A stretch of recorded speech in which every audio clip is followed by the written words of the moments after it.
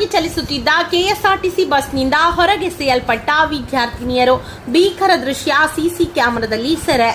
ವೇಗವಾಗಿ ಚಲಿಸುತ್ತಿದ್ದ ಕೆಎಸ್ಆರ್ಟಿಸಿ ಬಸ್ನ ಬಾಗಿಲು ಏಕಾಏಕಿ ತೆರೆದುಕೊಂಡ ಪರಿಣಾಮ ಇಬ್ಬರು ವಿದ್ಯಾರ್ಥಿನಿಯರು ರಸ್ತೆಗೆ ಎಸೆಯಲ್ಪಟ್ಟ ಭೀಕರ ಘಟನೆ ದಕ್ಷಿಣ ಕನ್ನಡ ಜಿಲ್ಲೆಯ ಬೆಳ್ತಂಗಡಿ ತಾಲೂಕಿನ ಕಳಿಯ ಗ್ರಾಮದಲ್ಲಿ ನಡೆದಿದೆ.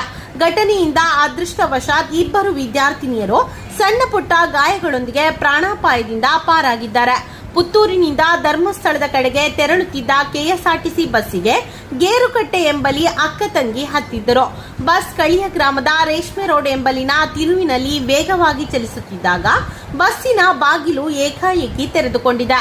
ಈ ವೇಳೆ ಬಾಗಿಲ ಬಳಿಯೇ ನಿಂತಿದ್ದ ಅಕ್ಕ ಮೊದಲು ರಸ್ತೆಗೆ ಎಸೆಯಲ್ಪಟ್ಟಿದ್ದಾರೆ.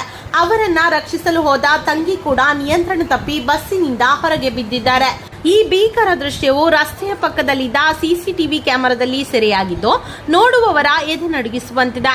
ಬಿದ್ದ ತಕ್ಷಣ ಸ್ಥಳೀಯರು ಓಡಿ ಬಂದು ವಿದ್ಯಾರ್ಥಿನಿಯರನ್ನ ರಕ್ಷಿಸಿ ಖಾಸಗಿ ಆಸ್ಪತ್ರೆಗೆ ದಾಖಲಿಸಿದ್ದಾರೆ. ಬಸ್ಸಿನ ನಿರ್ವಹಣೆ ಮತ್ತು ಚಾಲಕನ ನಿರ್ಲಕ್ಷ್ಯದ ಬಗ್ಗೆ ಸಾರ್ವಜನಿಕರು ತೀವ್ರ ಆಕ್ರೋಶವನ್ನ ವ್ಯಕ್ತಪಡಿಸಿದ್ದಾರೆ.